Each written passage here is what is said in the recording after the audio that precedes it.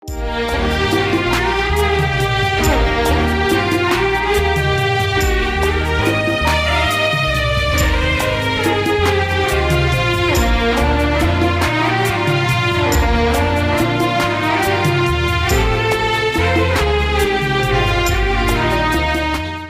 ఇక్కడ చూడండి, ప్రభునందు ప్రియమైనటువంటి వాళ్ళారా, దైవ దాసుడు మాట ఇచ్చాడు. ఏమనంటే ఆ మాట మరలా చదవండి అమ్మా. ఇక్కడ మరుసటి ఏట ఈ ఋతువున 16 నీ కౌగిట కుమారుడుండునని ఆమెతో అనెను. ఆమె ఆ మాట విని, దైవజనుడు అయిన నా ఏలినవాడా, అలాగు పలకవద్దు, నీ దాసురాలనైనా నాతో అబద్ధమాడవద్దు అని చెప్పేసి అంది. ఏమండి ప్రభునందు ప్రియమైనటువంటి వాళ్ళారా, ఎందుకనంటే ఎందుకు ఆ మాట అందంటే ఆమె పెద్ద వయసు కలిగినటువంటిది కాబట్టి. అంటే పిల్లలు పుట్టరని స్త్రీ ధర్మము నిలిచిపోయింది అని చెప్పేసి ఆమెకు తెలుసు కాబట్టి, నాకు పిల్లలు పుట్టరు అయినా మీరు ఇలాగ అంటున్నారు అని చెప్పేసి ఆమె దైవజనుడితో అంటుంది. కానీ ప్రభునందు ప్రియమైనటువంటి వాళ్ళారా, దైవజనుడు మాట అంటే మాటే, దైవజనుడు మాట అంటే మాటే. దేవునికి స్తోత్రం, హల్లెలూయా. మీనా నగరం మా చర్చికి మరి 2 దంపతులు వస్తూ ఉన్నారు. ముందుగా ఒక పాప పుట్టింది, వాళ్ళకి ఇంచుమించుగా 3 సంవత్సరాలు మరి ఎంతో అవుతూ ఉన్నది. అయితే నాతో ఒక మాట చెప్పాలని వచ్చారు వాళ్ళు. ఆ మాట చెప్పక ముందే నేనేం చేశానంటే ప్రార్థన చేశాను, ప్రభువా వీరిని జ్ఞాపకం చేసుకొని కుమారుని ప్రసాదించు అన్నాను. దేవునికి స్తోత్రం. వాళ్ళు ఆశ్చర్యపోయారు. అయ్యా మేము ఇదే చెప్పాలని వచ్చాము, మీరు ఎట్లా చెప్పారు ఈ మాట అంటుంది. నేను చెప్పడం కాదమ్మా, దేవుడే ఆ సమయంలో ఆ మాటను పలికించాడు. ఆ మాట పలికిన తర్వాత 3 నెలలకే మరి గర్భిణి కన్సీవ్ అయింది. దేవునికి స్తోత్రం. తర్వాత ఎవరు పుట్టారు? బాబు పుట్టాడు. చూసారు, ఎందుకనంటే దైవజనుడు పలికినటువంటి మాట ఖచ్చితంగా నెరవేరుతుంది. కొన్ని వెంటనే జరుగుతాయి, కొన్ని ఆలస్యముగా జరుగుతాయి, ఇంకా కొన్ని ఆలస్యముగా జరుగుతాయి. ఎందుకు అట్లా జరుగుతాయి అంటే మీ అపనమ్మకమును బట్టి. ఎందుకు అట్లా జరుగుతాయంటే మీ అపనమ్మకమును బట్టి. మీకు పరిపూర్ణమైనటువంటి విశ్వాసం ఉన్నట్లయితే గనక వెంటనే జరిగిపోతూ ఉన్నది. కొద్దిగా అవిశ్వాసం ఉన్నట్లయితే గనక కొద్దిగా ఆలస్యమయ్యే అవకాశము ఉంది. దేవునికి స్తోత్రం. అందుకనే ప్రభునందు ప్రియ దేవుని బిడ్డలారా, ఆయన పలికినట్లుగానే చూడండి, అక్కడ నీ దాసురాలు నాతో అబద్ధం ఆడవద్దు అనెను. పిమ్మట ఆ స్త్రీ గర్భవతి అయి మరుసటి ఏట ఎలీషా తనతో చెప్పిన కాలమున, దేవునికి స్తోత్రం చెప్పండి, ఆయన మాట అబద్ధమైందా? ఆయన మాటను బట్టి దేవుడు ఏం చేశాడు? ఆమెను జ్ఞాపకం చేసుకున్నాడు. సంవత్సరము తిరగకుండగా కుమారుడు పుట్టాడు. దేవునికి స్తోత్రం, హల్లెలూయా. ప్రభునందు ప్రియమైనటువంటి వాళ్ళ ఫలితాన్ని ఆశించకుండగా ఈ స్త్రీ భక్తి కలిగిన దైవజనుడని చేసినటువంటి పరిచర్యను బట్టి దేవుడు ఆమె పట్ల ఈ గొప్ప అద్భుతాచర్య కార్యమును చేశాడు. మనము కూడా నిస్వార్థముతో దేవుని దగ్గరికి వచ్చినప్పుడు, దేవునికి ఏదైనా ఇచ్చినప్పుడు, లేకపోతే దేవుని పరిచర్య చేసినప్పుడు దేవుడు మనలను కూడా ఆ రీతిగానే ఆశీర్వదిస్తాడని చెప్పడానికి నేను సంతోషిస్తూ ఉన్నాను. దేవునికి స్తోత్రం, హల్లెలూయా. ఈరోజు పరిచర్య చేస్తున్నటువంటి బీబీ గారు ఎందుకు పరిచర్య చేస్తున్నారు, ఎందుకు చేయాలి అని ఆలోచన చేస్తే దేవుడు ఆమె పట్ల ఓ గొప్ప అద్భుత కార్యం చేశాడు. ఏమిటి అద్భుత కార్యము? ఆమె కడుపులో ఒక కణితి వేసింది. ప్రియులారా చూసినట్లయితే మన ప్రియులు అన్నమ్మ గారే మరి ఆమెకి సజెషన్ చేసి తీసుకొని వచ్చారు. ఫలానా పాస్టర్ గారి దగ్గరికి వెళితే నువ్వు బాగుపడతావు అని చెప్పేసి అన్నప్పుడు, లేదు లేదు నేను ఆపరేషన్కి రెడీ అయిపోయాను, వెళ్ళిపోతున్నానని చెప్పేసి ఆమె తణుకు హాస్పిటల్కి అడ్మిట్ అవ్వడానికి అన్నీ కూడా సిద్ధపరిచేసుకుంది. అలాంటి సమయంలో మరి మన దగ్గరికి వచ్చింది. దేవునికి స్తోత్రం. ప్రార్థన చేయడం జరిగింది. ఆ ప్రార్థన ప్రతిఫలమే దేవుడు ఆపరేషన్ లేకుండా ఆ కణితిని కరిగించి వేశాడు. దేవునికి స్తోత్రం చెప్పండి. ఆమె విశ్వాసంతో వచ్చింది, ఆ గొప్ప మేలుని ఆమె పొందుకున్నది. ఆ మేలుకు ప్రతిగా ఏం చేసింది? మేనా నగరంలో ఒక 2 సెంట్లు స్థలాన్ని దేవునికి ఇచ్చింది. దేవునికి స్తోత్రం చెప్పండి. హల్లెలూయా, హల్లెలూయా. నేను ఆపరేషన్ చేయించుకున్నట్లయితే చాలా ఖర్చు అయి ఉండేది. ఆపరేషన్ వల్ల నేను చాలా బలహీనతకి గురయ్యేదాన్ని. నా బలం అంతా కూడా పోయి ఉండేది. కానీ దేవుడు నన్ను ఎంతగానో బలపరిచాడు. దేవునికి ఏమి ఇచ్చినాను, ఆయన రుణాన్ని తీర్చుకోలేననే ఉద్దేశంతో 2 సెంట్లు స్థలము మరి దేవునికి రాసి ఇవ్వడం జరిగింది. దేవునికి స్తోత్రం. అప్పటి నుంచి ఇప్పటికి ఆమె మందిరాన్ని వదలలేదు, దైవజనుని వదలలేదు, పరిచర్య చేయడము మానలేదు. దేవునికి స్తోత్రం చెప్పండి. ప్రభునందు ప్రియమైనటువంటి వాళ్ళారా, మరి ఆమె చేసినటువంటి నిస్వార్థమైనటువంటి సేవను బట్టి, పరిచర్యను బట్టి దేవుడు ఆమెను జ్ఞాపకం చేసుకుని కుమారుని దయచేశాడు. అర్థమైంది మీకు? మరి మీరు కూడా అలాంటి విశ్వాసం కలిగి ఉన్నట్లయితే, ఆ విశ్వాసంతో దేవుని దగ్గరికి వచ్చినట్లయితే, దేవుని పనిని చేసినట్లయితే దేవుడు మిమ్మల్ని కూడా దీవించడానికి వెనకాడని చెప్పేసి ప్రభుపేట మీ అందరికీ తెలియజేస్తున్నాను. దేవునికి స్తోత్రం. హల్లెలూయా. సరే, రెండవదిగా చూసినట్లయితే ప్రభునందు ప్రియమైనటువంటి వాళ్ళారా, రెండవది ఏమిటయా అంటే తన కుమారుడు పుట్టాడు అన్న సంగతి మనకు తెలిసింది. అవునా కదా? కుమారుడు పుట్టాడు కదా, తను ఎదిగాడు ఇంచుమించుగా. మరి తనకి ఒక 10-12 సంవత్సరాల వయసు వచ్చింది. 10-12 సంవత్సరాల వయసు అంటే చిన్నపిల్లలే కదా. ఒకసారి అసునేమీరాల యొక్క భర్త పొలంలో పనిచేస్తూ ఉన్నప్పుడు ఈ కుమారుడు తన తండ్రి దగ్గరికి వెళ్ళాడు. వెళ్ళిన తర్వాత అక్కడ ఆ కుమారుడికి ఏమైంది? తలనొప్పి కింద వచ్చింది. ఏమైంది చెప్పండి? తలనొప్పి కింద వచ్చింది అనమాట. ఆ విషయాన్ని మనం చూద్దాం. 18 చదవండి. ఆ బిడ్డ ఎదిగిన తర్వాత ఒకనాడు కోత కోయి వారి యొద్దనున్న తన తండ్రి దగ్గరకు పోయి అక్కడ ఉండగా నా తల పోయిని అని తన తండ్రితో చెప్పాను. దేవునికి స్తోత్రం. ప్రభునందు ప్రియమైనటువంటి వాళ్ళారా, ఈ విషయం అయితే సంతోషమే. ఏ విషయం? పిల్లలు పుట్టడం అనేటువంటిది సంతోషమే. కానీ చనిపోవడం అనేటువంటిది సంతోషమా?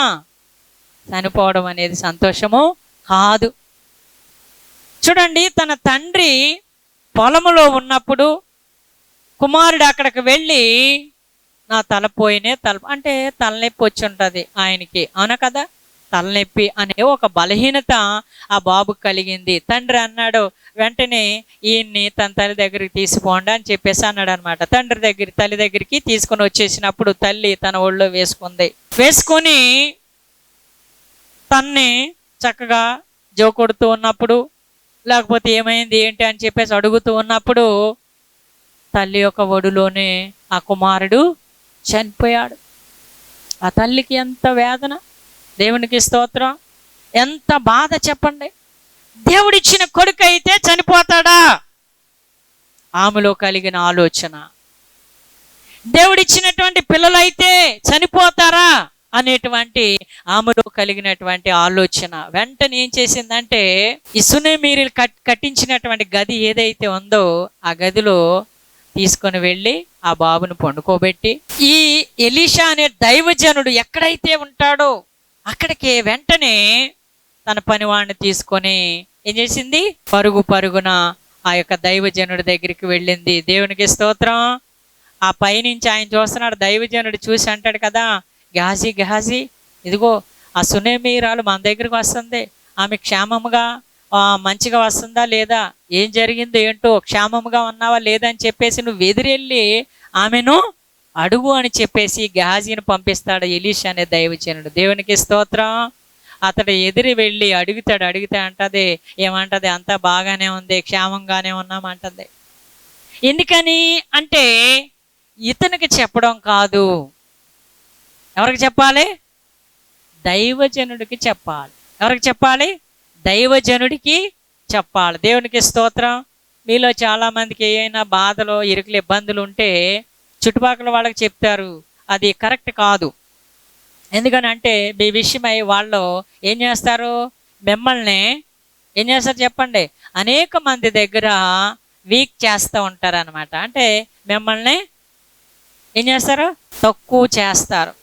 పలానా ఆవిడ ఇలాగంట, పలానా ఆవిడ అలాగంట అని చెప్పేసి వాళ్ళు మనలను గురించి చెడ్డగా ఇతరులకే చెప్తూ ఉంటారనమాట.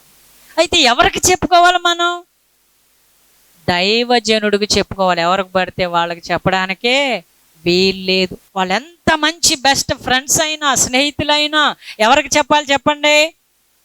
దైవజనుడికి తప్ప ఎవరికి కూడా చెప్పకూడదు. దేవునికి స్తోత్రం, హల్లెలూయా. చెప్పవలసినవి ఏవో కొన్ని ఉంటాయి, అవి చెప్పుకోండి. కానీ చెప్పకూడనటువంటి విషయాలు దైవజనునికి తప్ప ఎవరికి కూడా మనము చెప్పకూడదు. దేవునికి స్తోత్రం, హల్లెలూయా. అయితే ఆమె గెహాజీకి చెప్పకుండా ఎవరికి చెప్పింది? దైవజనుడైన ఎలీషాకి చెప్పినట్లుగా మనం చూస్తూ ఉన్నాం. దేవునికి స్తోత్రం, హల్లెలూయా. అయితే ప్రభునందు ప్రేమైనటువంటి వాళ్ళరా, ఆ యొక్క దైవజనుడైన ఎలీషా దగ్గరికి వెళ్ళిన తర్వాత ఎలీషాతో చెప్తూ ఉన్నది ఏమని అంటే, ఆ మాట చదవండి. మరి అంటుంది అనమాట, నేను పిల్లల్ని నేను అడిగానా అంటుంది. నిజంగా ప్రభునందు ప్రియ దేవుని బిడ్డలారా, ఇక్కడ ఈ క్వశ్చన్ చూడండి ఎలా ఉందో.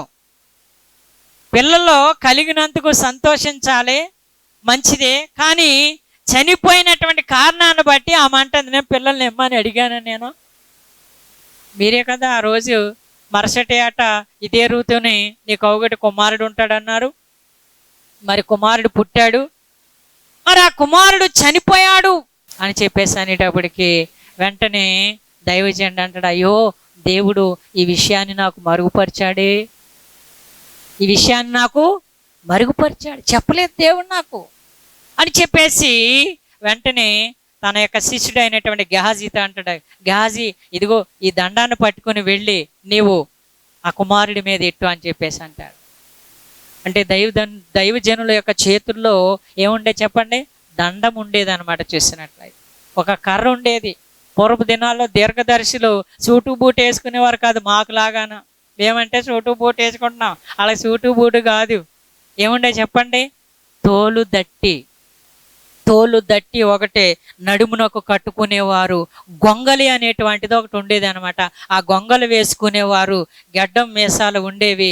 ఆ కర్ర తీసుకుని ఎక్కడికైనా వాళ్ళు కాలినడకన వెళ్ళేవాళ్ళే తప్పించి మాకులాగా కారుల్లోనూ లేకపోతే బస్సుల్లోనూ విమానాల్లోనూ లేకపోతే మోటార్ సైకిల్ మీద వెళ్ళేవాళ్ళు కాదు. అలాంటి సౌకర్యం అప్పుడు లేదు. దేవునికి స్తోత్రం, హల్లెలూయా. ఇప్పుడైతే ఏం చేస్తున్నారు చెప్పండి? విమానాల మీద వెళ్తున్నారు, చౌకులు. మంచిదే, కానీ అప్పుడున్నటువంటి దైవజనులు ఆ రీతిగా ఉండేవారు. చేసినట్లయితే ఆయన చేతిలో ఉన్నటువంటి దండాన్ని గెహాజీకి ఇచ్చి పంపించినప్పుడు ఆయన ఒకే ఒక మాట అంటాడు, నువ్వు వెళుతూ ఉన్నప్పుడు ఎవరైనా ఎదురొచ్చి నమస్కారం అంటే నువ్వు నమస్కారం చెప్పొద్దు. ఎందుకు ఆ మాట చెప్పండి? నమస్కారం అని చెప్తేనంట ఆ దండంలో ఉన్న పవర్ పోతుంది. కొంతమంది 7 వారాలు వస్తారు, వచ్చిన తర్వాత అమ్మ మీరు ఎవరింటికి వెళ్ళొద్దు, మీ ఇంటికి మీరు వెళ్ళిపోండి అంటే వీళ్ళు ఏం చేస్తారు తెలుసా? ఆ పక్కింటికి వెళ్తూ ఉంటారు. అంటే మా చుట్టాలు ఉన్నారండి ఇక్కడ, మా చుట్టాలు చూసేద్దామండి అని చెప్పేసి అక్కడికి వెళ్తూ ఉంటారు. చూసినట్టు వాళ్ళు ఏళ్ళకన్నా అటుకుపోతే వీళ్ళు వాళ్ళకన్నా అటుకుపోతాయి. ఇక్కడికి వచ్చినటువంటి ప్రతి వారు కూడా ఎక్కడికి వెళ్ళాలి? మరలా మీ ఇంటికే వెళ్ళాలి. అంతేగాని మీకు కలిగినటువంటి ఆశీర్వాదాన్ని, మీకు కలిగిన స్వస్థతని అక్కడక్కడ అప్పగించకూడదు. ఎక్కడికి వెళ్ళాలి చెప్పండి? డైరెక్ట్గా ఇంటికి వెళ్ళాలి. అందుకున్న దైవజనుడు అన్నాడు, ఇదిగో నీవు ఎవరైనా నమస్కారం చెప్తే చెప్పొద్దు, ఎవరైనా రమ్మంటే వెళ్ళొద్దు, ఎవరైనా నీతో మాట్లాడితే నువ్వు మాట్లాడుకో, డైరెక్ట్గా ఈ దండమును తీసుకొని వెళ్ళి ఆ బాబు మీద పెట్టని చెప్పేసి అంటాడు అనమాట. సరే ఈయన ముందుగా వెళతాడు, తర్వాత మరి ఎలీషా వెనకాల వస్తాడు అనమాట. వచ్చిన తర్వాత ప్రభునందు ప్రియమైనటువంటి వాళ్ళారా, ఆ బాబు ఎక్కడున్నాడు చెప్పండి? సునేమీరలు కట్టించినటువంటి ఆ గదిలో ఉన్నాడు అనమాట. చనిపోయినటువంటి బాబు ఆ గదిలో ఆ దైవజనుడికి సిద్ధం చేసిన మంచం మీద పండుకొని ఉన్నాడు అనమాట. ఆ దండం పెట్టినా కానీ లెగనప్పుడు ప్రభునందు ప్రియమైనటువంటి వాళ్ళారా, ఈ ఎలీషా అనేటువంటి దైవజనుడు వెళ్ళి ఏం చేశాడు చెప్పండి? ఆయన మీద పారచాచుకొని పడుకున్నాడు. ఏం చేశాడు? ఆ బాబు మీద ఏం చేశాడు? పారచాచుకొని పడుకున్నాడు అనమాట. అంటే కళ్ళు స్థానంలో పెట్టాడు, నోటిని నోటి స్థానంలో పెట్టాడు అనమాట. చేతుల్ని చేతుల స్థానంలో పెట్టి ఆ బాబు మీద అలా పడుకున్నాడు. ఈ ఎలీషాలో ఉన్నటువంటి ఆ శక్తి ఏదైతే ఉందో, ఆ ప్రభావం ఏదైతే ఉందో ఆ బాబులోనికి వెళ్ళిపోయి చనిపోయినటువంటి ఆ బాబు ఏమయ్యాడు చెప్పండి?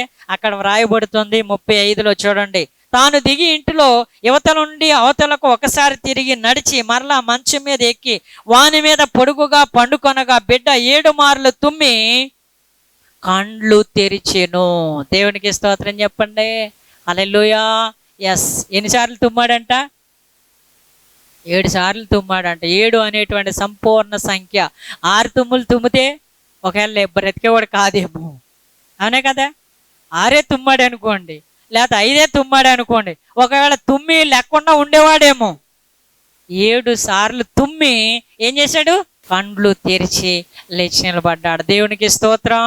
హల్లెలూయా. కాబట్టి బైబిల్ మిషన్లో 7 అనేటువంటిది ఎక్కువగా వాడబడుతూ ఉందన్నమాట. 7 వారములు రావడం, లేకపోతే 7 ప్రార్థనలు చేయడము. అమ్మా 7 వారములు ఆ ఇంటి దగ్గర సన్నిధి కూడికలు పెట్టడం అనేటువంటిది జరుగుతూ ఉంటుంది. 7 అంటే సంపూర్ణ సంఖ్య. ఎందుకనంటే 7 సార్లు ఎరుకో గోడల చుట్టూ తిరిగినప్పుడు, 7వ రోజు 7 సార్లు తిరిగినప్పుడు ఏమైంది? ఎరుకో గోడలు కూలిపోని. దేవునికి స్తోత్రం చెప్పండి. ఎందుకంటే నయమాన్ అనేటువంటి ఒక సైన్యాధిపతి ఎలీషా దగ్గరికి వచ్చినప్పుడు ఎలీషా అన్నాడు, ఏమన్నాడు? నీవు యొర్దాను నదిలోనికి వెళ్ళి 7 సార్లు ములుగా అన్నాడు. ముందు కోపపడ్డాడు. ఏంటి 7 సార్లు ఈ పిల్లకాలంలో ములగాల, లేకపోతే ఈ బోధులోను నేను ములగాల అని చెప్పేసి కోపపడ్డాడు. ఎందుకనంటే నేను సైన్యాధిపతిని కదా, 7 సముద్రాలు దాటెళ్ళి ఇదిగో ఆ యొక్క నదిలో లేకపోతే సముద్రంలో ములగమంటే ములుగుతాను, అంత కెపాసిటీ ఉంది నాకు. కానీ ఇందులో ములగమంటాడేంటి? దేవునికి స్తోత్రం. మీరు అనుకుంటారు ఏమనంటే ఏసీ చర్చిలు బోలని లేవా, ఇక్కడికే వెళ్ళాలా? చాలామంది అనుకోవచ్చు కదా, ఏసీ చర్చిలు చాలా ఉన్నాయి, ఈ చర్చి కంటే పెద్ద చర్చిలు చాలా ఉన్నాయి, అందులోకి వెళ్ళొచ్చు కదా. ప్రభునందు ప్రియమైనటువంటి వాళ్ళారా, దేవుడు ఏర్పాటు చేసుకున్నటువంటి శాల ఈ మరణత మహిమ స్వస్థత శాల. దేవునికి స్తోత్రం. అనేక పెద్ద పెద్ద చర్చిల్లో జరగనటువంటి అద్భుతాలు ఈ చర్చిలో జరుగుతున్నాయంటే దేవుడు ఏర్పాటు చేసుకున్నటువంటి శాల కాబట్టి వచ్చిన ప్రతి వారి పట్ల దేవుడు అద్భుత కార్యాలు చేస్తున్నాడు. దేవునికి స్తోత్రం చెప్పండి. కాబట్టి ముందు సంశయించిన, సందేహించిన తర్వాత ఏం చేశాడు చెప్పండి? మరలా ఏం చేశాడు? వెనక్కి వచ్చి వెళ్ళిపోతున్నటువంటి వాడు ఎలీషా చెప్పిన మాట ప్రకారముగా ఏం చేశాడు? ఆ నదిలో 7 సార్లు ములిగాడు. 5 సార్లు కాదు. ఎన్నిసార్లు? 7 సార్లు. 2 సార్లు 3 సార్లు కాదు, 5 సార్లు కాదు, 7 సార్లు ములిగాడు. వెంటనే ఏమైంది చెప్పండి? తను పసిపిల్లవాని దేహం వలె స్వస్థత పొందుకున్నాడు. దేవునికి స్తోత్రం. అలాగే నీ బాబు ఎన్నిసార్లు తుమ్మాడు? 7 సార్లు తుమ్మి తిరిగి లేచినట్లుగా మనం చూస్తుంటున్నాం. దేవునికి స్తోత్రం. 36. అప్పుడు అతడు గెహాజీని పిలిచి ఆ సునేమీరాని పిలుచుకొని రమ్మనగా వాడు ఆమెను పిలిచెను. ఆమె అతని యొద్దకు రాగా అతడు నీ కుమారుని ఎత్తుకొనమని ఆమెతో చెప్పాను. అంతటా ఆమె లోపలికి వచ్చి అతని కాళ్ళ మీద సాష్టాంగపడి లేచి తన కుమారుని ఎత్తుకొని. చాలా మంది అంటారు దైవజన్ కాళ్ళకి నమస్కారం పెడతాం ఏంటి అంటారు, కొంతమంది సేవకులు అంటూ ఉంటారు. దేవునికి స్తోత్రం. ఎందుకనంటే చాలా మందికి తెలియదు దైవజనుడు అంటే దేవుని ప్రతినిధి. బైబిల్ మిషన్లో దైవజనుల యొక్క పాదాలకి నమస్కారం చేస్తూ ఉంటారు. చాలామంది అంటారు దేవునికి తప్ప ఎవరికి నమస్కారం చేయకూడదని చెప్పేసి అంటే పూర్వపు దినాల్లో గురువులకి నమస్కారం చేసేవారు తెలుసా? శిష్యులు గురువులకి నమస్కారం చేసేవారు. పూర్వపు దినాల్లో పుట్టినరోజులు ఏమైనా వచ్చినప్పుడు, పిల్లలు పుట్టినరోజు వచ్చినప్పుడు తల్లిదండ్రులు పండు ఫలము ఆకు అలము ఇచ్చి వెళ్ళి గురువుగారి దగ్గరికి వెళ్ళి నమస్కారం చేసుకొని దీవెనలు తీసుకొని రా అనేవారు అనమాట. పిల్లలు వెళ్ళి ఏం చేసేవారు? ఆ గురువుగారి చేతులకి ఇచ్చి వాళ్ళ పాదాలకి నమస్కారం చేసుకొని వాళ్ళ దీవెనలు తీసుకొని వచ్చేవారు. దేవునికి స్తోత్రం. ఎవరికి నమస్కారం చేస్తున్నాం? దేవునికి నమస్కారం చేస్తున్నాం. ఎవరికి చెప్పండి? దేవునికి నమస్కారం చేస్తున్నాం, కానీ వ్యక్తులకి కాదు. అందుకని ఈ స్త్రీ ఏం చేసింది చెప్పండి?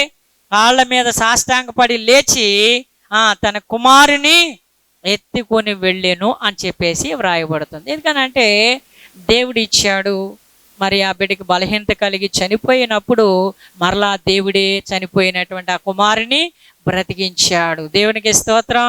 ఇక్కడ ప్రభునందు ప్రేమైనటువంటి వాళ్ళారా, నీ పట్ల ఒక అద్భుత కార్యం జరిగిందంటే మరొక అద్భుత కార్యం జరుగుద్దా జరగదా? కానీ ఈ అద్భుత కార్యంతో సరిపెట్టేసుకుని సరే ఇదేదో జరిగిపోయింది ఇంకా జరుగుతాయి ఏంటి అనే ఉద్దేశంతో ధోరణితో మనం అంటా ఉంటాం. లేదు లేదు, మన జీవితాంతం కూడా దేవుడు మన పట్ల అద్భుత కార్యములు చేయడానికి ఇష్టపడుతూ ఉన్నాడు. దేవునికి స్తోత్రం, హల్లెలూయా. మీరు నమ్మి విశ్వాసంతో ఉన్నట్లయితే, ఆయన్ని వెంబడించినట్లయితే గనక ప్రతి విషయంలోనూ కూడా నీ పట్ల అద్భుత ఆశ్చర్య కార్యం చేయడానికి ఆయన ఇష్టపడుతూ ఉన్నాడు. ప్రభునందు ప్రియమైనటువంటి వాళ్ళారా, అందుకునే ప్రార్థన చేయటం మన వంతు, కార్యము చేయట ప్రార్థన చేయటం ఎవరి వంతు? మీ వంతు. మీరు వస్తేనే కదా ప్రార్థన చేయగలరు, రాకపోతే మీరు ప్రార్థన చేయగలరా? ఇంటి దగ్గర అంత ప్రార్థన చేయగలరా? నేను అందుకునే సమయాన్ని అంటే లిమిట్ అనేటువంటి దాన్ని ఒకటి ఏర్పాటు చేశాను. ఎందుకనంటే అమ్మ 5 నిమిషాలు ప్రార్థన చేయండి అంటున్నాను. ఎందుకనంటే చర్చిలోకి వచ్చిన తర్వాత మీరు ప్రార్థన చేయగలరు. సమయం ఇస్తే అరగంట గంట సేపు కూడా చేయగలిగినటువంటి వాళ్ళు మీలో ఉన్నారు. దేవునికి స్తోత్రం. కానీ ఇక్కడ సమయాన్ని దృష్టిలో పెట్టుకోవాలిగా, అవునగా చెప్పండి. సమయాన్ని దృష్టిలో పెట్టుకొని మనం ప్రార్థన అనేటువంటిది చేయాలి. ప్రార్థన చేయటం మన వంతు, కార్యము చేయట ఆయన వంతు. సన్నిధికి వస్తేనే మనం అంత ప్రార్థన చేయగలం, ఇంటికాడ ఉంటే అంత ప్రార్థన చేయలేం. నిజంగా చెప్పండి, ఇంటి దగ్గర ఉంటే అంత ప్రార్థన చేస్తారు మీరు? మోకరించేటప్పటికి వచ్చేస్తాయి. సరే తర్వాత చేసుకుందాంలే అని ఏం చేస్తారు? వెంటనే మంచం ఎక్కేసి పడుకుంటారు తప్ప అంత ప్రార్థన చేయలేరు. కాబట్టి సన్నిధికి వస్తేనే ఆ ప్రార్థన మనం చేయగలము. కాబట్టి ప్రార్థన చేయటం మన వంతు, కార్యము చేయట ఆయన వంతు అని చెప్పేసాడు. ఆయనే ఆ బిడ్డని ఇచ్చాడు. ఆ బిడ్డకి బలహీనత కలిగి చనిపోయినప్పుడు మరలా ఆయనే ఆ బిడ్డని బ్రతికించాడు. దేవునికి స్తోత్రం. అలాగనే ఒక కార్యం కాదు, ఎన్ని కార్యాలైనా మన పట్ల చేయడానికి దేవుడు ఇష్టపడుతూ ఉన్నాడు. అయితే అదే విశ్వాసంతో, అదే నమ్మకంతో నీవు ఉన్నప్పుడు దేవుడు ఎప్పుడు కూడా నిన్ను విడిచిపెట్టడని చెప్పేసి లేఖనములు తెలియచేస్తూ ఉన్నాయి. ఆమె పట్ల మరి దేవుడు చేసిన ఇంకొక అద్భుత కార్యం ఏంటో చెప్పనా? చూడండి, 2వ రాజుల గ్రంథము 8వ అధ్యాయము 1 నుంచి 6 వరకు మనం చూసినట్లయితే, ఒకనాడు ఎలీషా తాను బ్రతికించిన బిడ్డకు తల్లి అయిన ఆమెను పిలిచి, యెహోవా క్షామకాలము రప్పింపబోచున్నాడు, 7 సంవత్సరములు దేశములో క్షామము కలుగునని చెప్పి దేవునికి స్తోత్రం చెప్పాలి. ఇది ఒక అద్భుత కార్యం. చూసారా, మొదట ఆమె చేసినటువంటి పరిచర్యను బట్టి అమ్మా వయసు పైబడినప్పటికీ దేవుడు తనకే కుమారుని ఇచ్చాడు. ఆ కుమారుడు చనిపోతే మరలా దేవుడే ఆ బిడ్డని బ్రతికించాడు. అవునా కదా? 3వది ఏమిటంటే చూడండి, దేవుడు మన విశ్వాసమును బట్టి మన క్షేమం కోరేవాడు. ఆయన కీడైనా మేలైనా ముందుగానే మనకు చెప్తాడు, చెప్పకుండా ఏది చేయడు. రాత్రి శ్రమల కాల ప్రార్థనలో నేను చెప్పాను ఏమనంటే, నోవాహు కాలంలో దేవుడు 40 దినాలు ప్రచండ వర్షాన్ని కురిపించాడు. అయితే ఆ ప్రచండ వర్షం కురుస్తూ ఉన్నప్పుడు ప్రభునందు ప్రియ దేవుని బిడ్డలారా అందరూ కూడా చాలా రోధించారు, ఏడ్చారు. ఈ నేరము ఎవరిది? వర్షం కురుస్తుండగా వాళ్ళు మునిగిపోతూ ఉన్నారు, ఇళ్ళు మునిగిపోతూ ఉన్నాయి, చాలా మంది చనిపోతూ ఉన్నారు. ఈ నేరం ఎవరిదే? దేవునిదా చెప్పండి? దేవునిది కాదు. ఎందుకనంటే 120 సంవత్సరాలు దేవుడు ముందుగానే ఇదిగో మీ యొక్క అలవాట్లు మార్చుకోండి, మీ పద్ధతిని మార్చుకోండి, మీ విధానం మార్చుకోండి. ఎందుకనంటే జలప్రళయం వచ్చి మీ అందరినీ కూడా ముంచేయబోతూ ఉన్నది, మీరందరూ చనిపోబోతూ ఉన్నారని 120 సంవత్సరాలు దేవుడు చెప్పిన మీదట అప్పుడు దేవుడు ఆ 40 దినాల వర్షాన్ని కురిపించాడు. ఈ భూమి అంతా కూడా ఆ యొక్క జలముతో నిండిపోయి అందరూ కూడా చనిపోయారు. ఆ సమయంలో ఎంతమంది మిగిలారు? 80 మాత్రమే మిగిలారు. ఎంతమంది? 80 మాత్రమే మిగిలారు. నోవాహు యొక్క భార్య, బిడ్డలు మొత్తం 80 మాత్రమే మిగిలారు. దేవునికి స్తోత్రం. వర్షంలో వాళ్ళు చనిపోయారు అంటే, ఆ మునిగిపోయి చనిపోయారంటే ఆ నేరం ఎవరిదే? దేవునిది కాదు, మనదే ఆ నేరం. దేవునికి స్తోత్రం. ఎందుకనంటే చెప్పినా కానీ మనము వినలేదు. ఎప్పుడు దేవుడు మన క్షేమము కోరి ముందుగానే చెప్తాడు, మేలైనా కీడైనా ముందుగానే చెప్తాడు. ఆ చెప్పిన దాన్ని బట్టి మనం చేసినప్పుడు తప్పక మనము అపాయము నుండి, కీడు నుంచి, లేకపోతే శ్రమల నుంచి తప్పించుకునే వీలు ఉందా? లే చెప్పండి. దీన్ని బట్టి మనకు అర్థమవుతుంది ఏమిటి అంటే వీలు ఉంది. ఇదిగానంటే దేవుడు ఆ సునేమీరాలి యొక్క క్షేమమును కోరి దైవజనుడైన ఎలీషా ద్వారా ఆమెకు చెప్పించాడు ఏంటంటే, ఇదిగో ఈ ప్రాంతంలో 7 సంవత్సరాలు వర్షములు కురవ్వు, పంటలు పండవు, తినడానికి తిండి ఉండదు, కాబట్టి ఈ ప్రాంతాన్ని విడిచి నీవెక్కడ ఉండటం మంచిదో అక్కడికి వెళ్ళు అని చెప్పేసి దేవుడు తన దాసుడైన ఎలీషా ద్వారా తెలియచేసినప్పుడు ఆమె ఆయన మాట చెప్పిన ఏం చేసింది, ఆ దేశాన్ని విడిచిపెట్టి ఫిలిప్పీలు దేశం వెళ్ళిపోయి అక్కడ 7 సంవత్సరాలు ఉండి మరలా వర్షాలు కురిసిన తర్వాత మరలా ఆమె వచ్చింది. దేవునికి స్తోత్రం. ఎందుకనంటే దైవజనుడు మీతో ఏదైనా చెప్పినప్పుడు ఆ మాటను మీరు మనసును పెట్టి ఆ మాట ప్రకారంగా మీరు చేసినప్పుడు తప్పక మీకు వచ్చేటువంటి కష్టాల నుంచి, ఇరుకుల నుంచి, ఇబ్బందుల నుంచి తప్పనిసరిగా మీరు కాపాడబడతారు. దేవునికి స్తోత్రం. హల్లెలూయా. కాబట్టి ఈ యొక్క ఎలీషా చెప్పినట్లుగా ఆ సునేమీరాలు చేసి తన కుటుంబాన్ని అంతటినీ కూడా కాపాడుకుంది. దేని నుంచి? కరువు నుంచి. చూసినట్టు మరలా వచ్చిన తర్వాత రాజుగారి దగ్గరికి వెళ్ళింది. అయ్యా, మరి మేము ఈ కరువు కాలంలో వేరే దేశానికి వెళ్ళిపోయాము, కాబట్టి ఈ వర్షాలు పడిన కారణాన్ని బట్టి మరలా వచ్చాము అని చెప్పేసి అన్నప్పుడు వెంటనే ఆ రాజుగారు అన్నాడు, ఈమెకి 7 సంవత్సరాల నుంచి రావాల్సినటువంటి ఆదాయం ఏదైతే ఉందో మరలా తిరిగి ఈమెకి ఇప్పించండి అని చెప్పేసి రాజుగారి ద్వారా ఆజ్ఞ పొంది మరలా తన పొలాన్ని, తన ఇంటిని 7 సంవత్సరాలకు తనకు రావాల్సినటువంటి ఫలసాయాన్ని అంతటినీ కూడా తిరిగి పొందింది. అలాంటి గొప్ప మేలు దేవుడు ఆమెకి చేశాడు. కాబట్టి ఆమెకి చేశాడు, మీకు చేయడా? మీకు చేస్తాడు, చేయడా? మీకు కూడా చేస్తాడు. మీరు వింటే చేస్తాడు, మీరు వస్తే చేస్తాడు, మీరు పరిచర్య చేస్తే చేస్తాడు. దేవునికి స్తోత్రం. కాబట్టి అలాంటి ఆశీర్వాదాలు మరి ప్రభు మనకి ఇచ్చాడు. కాబట్టి మనం ఎవరూ కూడా నెగ్లెక్ట్ చేయకుండా మరి ఆ మాటలు విని విశ్వాసం చేత నింపబడి అనేక అద్భుత ఆశ్చర్య కార్యములు పొందుకోవాలని ప్రభుపేట మీకు తెలియజేస్తున్నాను. ఎందుకనంటే యేసయ్య మన కొరకు ఈ లోకానికి వచ్చాడు, మన నిమిత్తం శ్రమలను అనుభవించాడు, తన ప్రాణాన్ని సిలువలో మరి బలిగా అర్పించి సమాధి చేయబడి మృత్యుంజయుడిగా 3వ దినాన్ని తిరిగి లేచి మరలా పరలోకానికి ఆరోహణై వెళ్ళాడు. ఆయన అంటున్నాడు, ఇదిగో నేను ఎలా వెళుతున్నానో అలాగనే వస్తాను, మీ కొరకు స్థలములను సిద్ధపరిచి వెళుతూ ఉన్నాను, మరలా నేను వస్తాను, మీరు సిద్ధముగా ఉండండి అని చెప్తూ ఉన్నాడు. కాబట్టి మనమందరము కూడా ఆత్మీయముగా మరి వాక్యానుసారముగా సిద్ధపడి ఆయన రాకడ మేఘం ఎక్కాలని మరి ప్రార్థన చేస్తూ కోరుకుంటూ ఈ మాటలు ముగిస్తున్నాను. దేవుడు మీ అందరినీ అట్టి కృపతో నింపి దీవించునుగాక. ఆమేన్.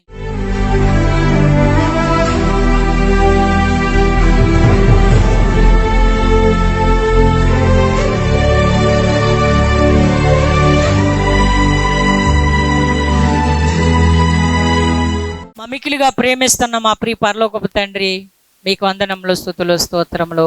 ఇంతవరకు దేవా మీ సన్నిధిలో మేము మోకరించి ప్రార్థించి వాక్యము కొరకు కనిపెట్టినప్పుడు దేవా మీరే ఆత్మరూపుగా మా మధ్యకు వచ్చి మాకు కావలసినటువంటి చక్కటి ఆత్మీయ ఆహారమును మాకు దయచేశారు. అందుని బట్టి వందనములు, స్తుతులు, స్తోత్రములు. ప్రభువా, జీవాహారమును నేనే.